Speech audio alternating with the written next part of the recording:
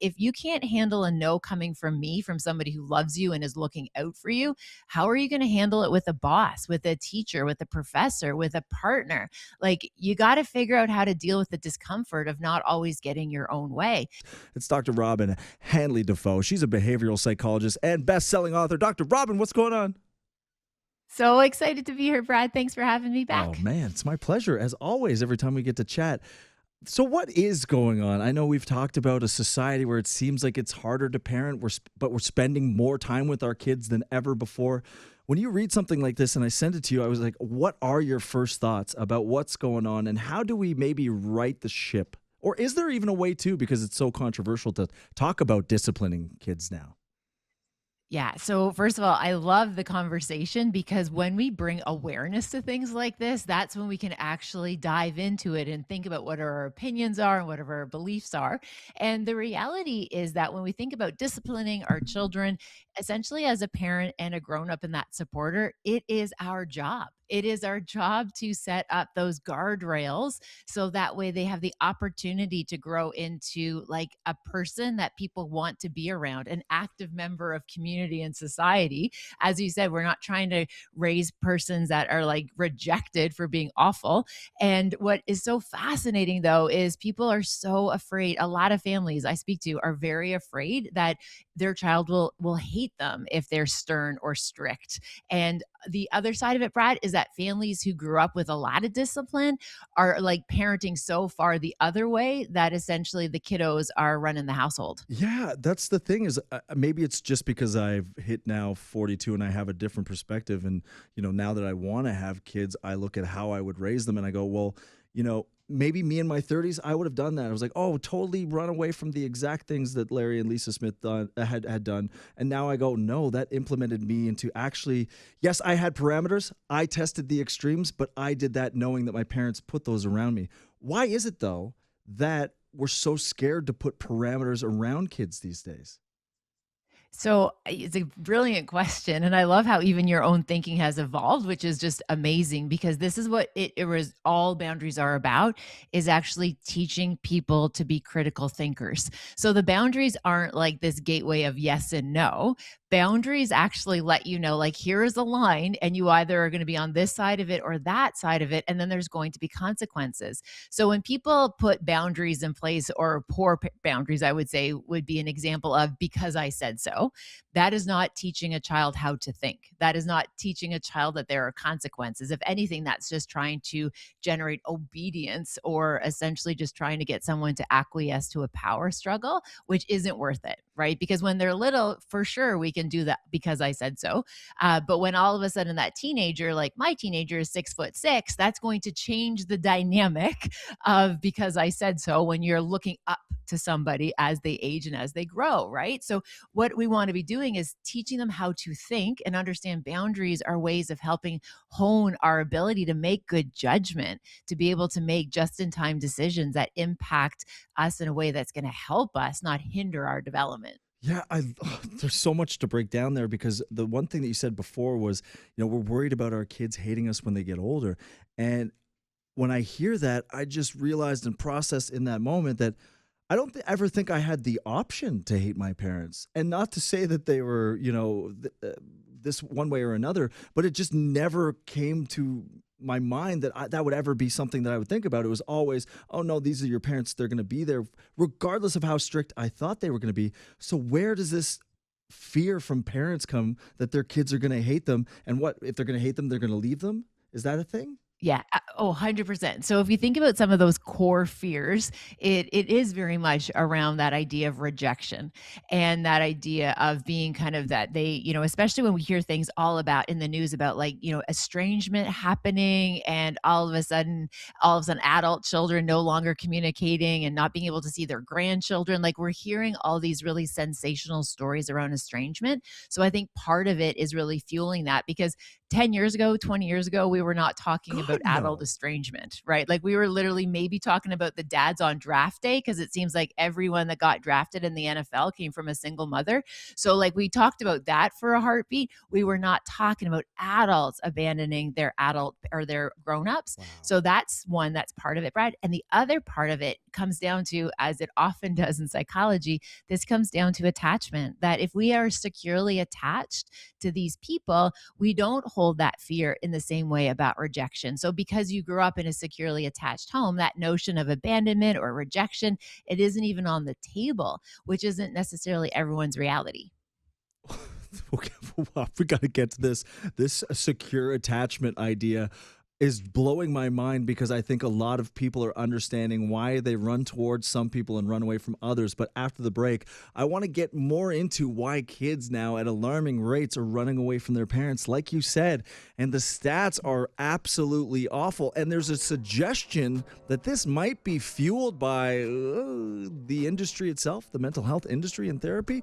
We're going to talk to someone who does this, who's in that industry after, about her thoughts. It's Dr. Robyne on the No BS Show with Brad Smith. In the fear of creating a generation of a-holes, parents have unintentionally maybe created a generation of a-holes without having the proper boundaries and parameters set around their kids. And now we're wondering, well, what do we do? I mean, parenting stuff, there's no playbook. And as more information comes out that tells you there's a playbook, the stats would say that the playbook has failed. So I need to go to Dr. Robyne Hanley Dafoe. She's a behavioral psychologist and best-selling author and friend of the show. And before the break, you were talking about, not saying no to your kids is almost one of the worst things you can do. I'm paraphrasing because those parameters Yeah. are so important. You were talking about secure connection after. If you have a secure connection, you're not fearful of someone running away from you or people running, which is just absolutely blew my mind. I know I should know that in theory, but it just hit so many points in my life where I was like, why was I going back? And it's because you're looking for that secure connection. But Dr. Robyne, I'm 7 or 8 years old, and I tell my parents, you guys are the worst, and I run away, and my parents look at me and they said, watch how far you get. And that maybe can't be said nowadays, or maybe it needs to be said, but I lasted 6 hours in the backyard, and I realized maybe in that moment, I'm not going to go far without them. So as we transition to the second segment, it just makes me Yes. think, where did this separation come from where kids saw their parents as the villain and they're now villainized, and we're seeing this detachment of kids and parents because the stats are saying it's most likely through therapy, but they can't automatically prove it. Yeah, you're raising such great points. And just so you know, that bit of that rebellion when you were like 6 or 7, like, running away to the backyard to like start out on your own 2 feet, like that's a normal part of development to test our boundaries, to push our boundaries, because boundaries let us know like where are we safe. So boundaries actually let us know, okay, this is the line. And then sometimes they'll try to cross it. And again, as you described earlier, there's consequences God, when we yeah. cross it in a way that isn't normative or what our society says we're supposed to do, like stealing berries, even it was though a beautiful reason why you started theft. But again, the idea is that's part of normal development. Like we're just trying to figure out like what makes sense. And we see it in a way right now where I think that there's this misconception that people think that family dynamics and relationships were meant to be friction free. Yes, ma'am. Like they're not meant to be friction free. It's where you Like learn part how of to learning deal is with messy. friction. Exactly. And I'll tell you right now, if your teenager doesn't handle a no in the house, they're not going to handle a no in the real world. And so one of the things that I think about growing, like, and I've raised 3 teenagers quite successfully, given that they're still wonderful humans and we have a great go and they're meaningful makers. Like these kids are good kids, is the fact that like, and I would tell them, like, if you can't handle a no coming from me, from somebody who loves you and is looking out for you, how are you going to handle it with a boss, with a teacher, with a professor, with a partner? Like you got to figure out how to deal with the discomfort of not always getting your own way. Because, and I'm setting you up because I love you enough to. The people that are choosing the road to be like, letting the kids make all the decisions, it is the easy road right now, but they're playing the short game. They're not playing the long game of raising good adults. And it's okay that there's friction in relationships. That doesn't mean they're broken. It means that they're growing. I could listen to you say that over and over again because I don't know if I've ever watched any clip or heard any other therapist or someone in the field actually say, if you aren't comfortable saying no and them not accepting no in the house, then what do you think is going to happen outside? And it's such a simple thing, right? It's such, your demeanor in the house is probably the most safe version of yourself. And if you go out there, you're going to take the Exactly. lessons that you've learned from home and then go out into the real world. But I need to get back to this idea of therapy breaking the parent-child relationship, because I read articles. I hope that my producer sent you the one, which is like, are Yes. therapists helping eliminate those close ties that parents and kids have, to where parents and kids are now estranging themselves at record Yeah. rates. And it's crazy. Yeah. Yeah. So what I think happens a lot of times in therapeutic dynamics is we have become really good, Brad, at like naming harm or naming discomfort, Yeah. but not necessarily repairing it or acknowledging it. So we've gotten really good at naming it, right? To say, oh, that person's a narcissist or that person is this. Just once It's Memphis. a puppy. It's There okay. you Memphis is just saying, "Hey, Brad." There you go. So we've gotten really good at naming things, right? And again, think how quickly we diagnose essentially every one of our ex-partners as narcissists, right? Like just statistically, it can't be possible.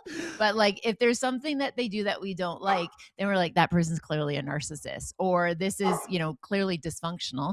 And so we've gotten really good at naming stuff, but we haven't put the energy towards relationship repair. And especially in sacred relationships like that family dynamics, I think people are really quick to throw in the towel, and in some cases 100%. If it's not safe, if it's not good, yes, estrangement makes sense. But I think people are mistaking a wee bit of friction and discomfort as danger. And Yeah. it's not danger. It means that we are having these experiences and we're going to have different views and feelings about them. Yeah, and like I think that the reason I'm able to deal in my older life with friction on the outside is because my parents did not make it easy for me. They knew that I was growing up and going to have a lot more advantage than other people, and they made sure that they grounded me in whatever way they did.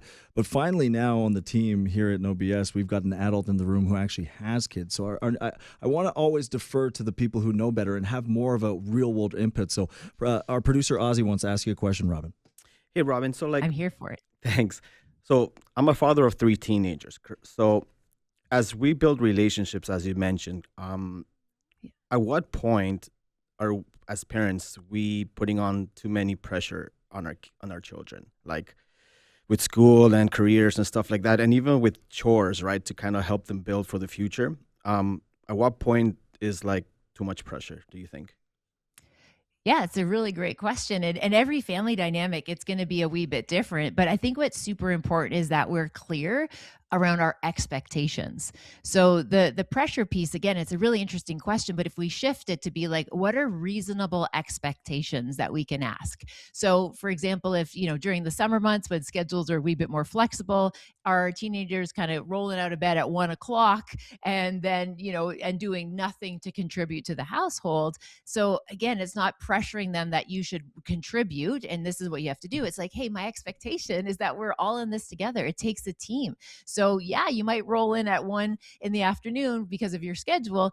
And even if you do it that way, there's still going to be pieces that we need you to show up to be able to contribute. Do I think that they have to be up at 6 a.m. and cutting the grass and doing all the chores? It's like, hey, if you can do that in the afternoon and it creates just a wee bit less friction of a power struggle, then that works. Well, In terms of like a broader view, and like when we think about it, at the end of the day, what again is so important is that we just have clarity as to where these expectations are coming from. So, for example, when all three of mine are in university, my youngest is heading off to university in at the end of August.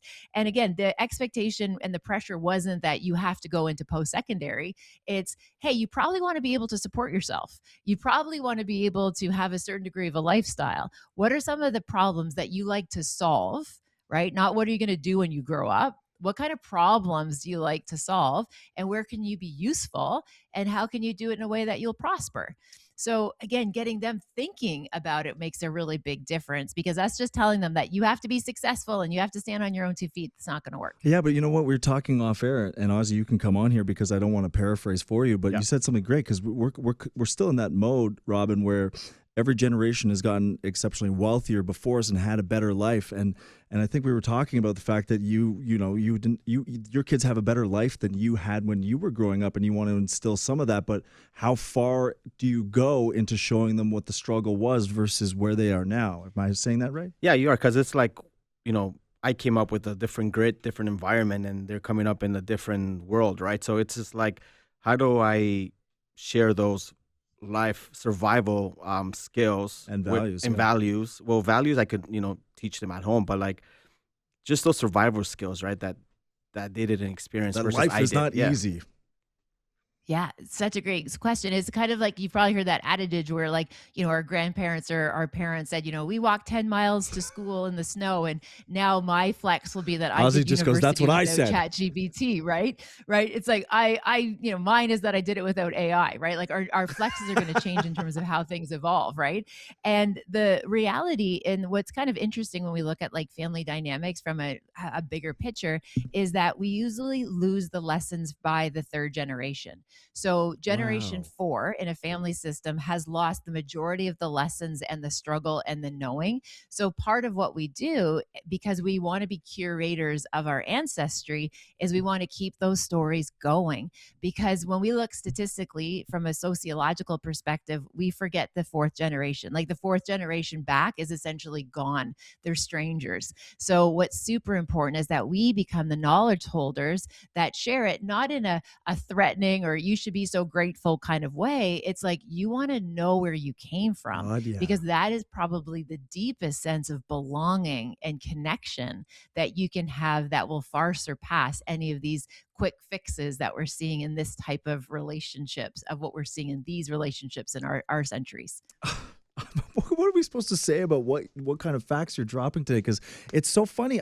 You go from, and I love deferring to somebody who has a parent because I'm Uncle Brad to everybody, but then you say about this fourth generation. I talk about history so much. And if you look at historical patterns, you can change how people view history in 20 to 25 years just by what's learned and how it's disseminated. I've asked my parents a million times about their parents. I couldn't tell you my great-grandparents' names, where they were born. Those conversations just never got passed. It wasn't part of the family structure.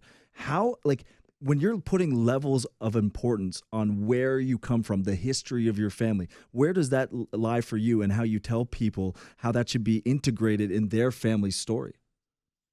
It is critical, especially in Western culture, when we hold such an individualistic type approach, because we don't see this in other parts of the world. We know that the stories carry through generations. This is very much something that's impacting Western culture, and it is absolutely critical for them to know their roots and know how strong the ties of who they come from, who their family is all about. And this is actually one of the cool kind of outcroppings of that came out of the World Cup, where all of a sudden, we're talking about, countries from different places and different spaces. And we've seen how connected we can be to our cultural identities that give us a deep sense of belonging. And even, like, for example, as like a first generation Canadian, and watching my kids get excited about the Tartan Army, even though Scotland didn't go very far in the tournament, right? It was like they had a sense of pride about what they were doing in Boston and the ruckus that they were causing, drinking Boston Dry. Like, they felt pride living in Peterborough, Ontario, because they knew that their great grandfather he was born in Glasgow, and what this identity. So when we think about security, there's the everyday security that we're fostering right now, but oh my gosh, there is so much, Brad, to be said about when we learn our stories of where we come from, because we are the most resilient people of our family lines. Look at you. I mean, Dr. Robyne, I appreciate every time you come in. It seems like more and more I just realize when you ask general questions that might not, like, you might not think that they're about you or about your life, but everything kind of has this overarching feeling of making you feel more connected to everybody around going through the same thing, because we all come from somebody who sacrificed in whatever way to put us in this spot. And I think that having the conversation of how we rejig or reimagine how kids and parents behave, it's just sad to see so many people get cut off from people that at one point did everything they could just to get them from 1 to 10. You know what I mean? So thank you so much for having this conversation. Can I give you one last tiny quick No, we have to especially go to with break. Come on, relationships? tell me. With okay, so fast. With relationships, sometimes it's so useful to look at maybe your parent systems and be able to realize, yes, they did the best they could Yeah. with the skills and the tools that they had, and sometimes they're just underskilled in some of the areas we wish to, and forgiving and just finding resolution doesn't mean we put up with bad behavior, but we recognize that we are doing the best that we can, and ultimately, at the end of the day, our best That's all we counts, can do. showing up That's counts. all we can do. Dr. Yeah. Robyne, thank you so Thanks, much. Brad. Until next time, that is Dr. Robyne Hanley Dafoe, behavioral psychologist.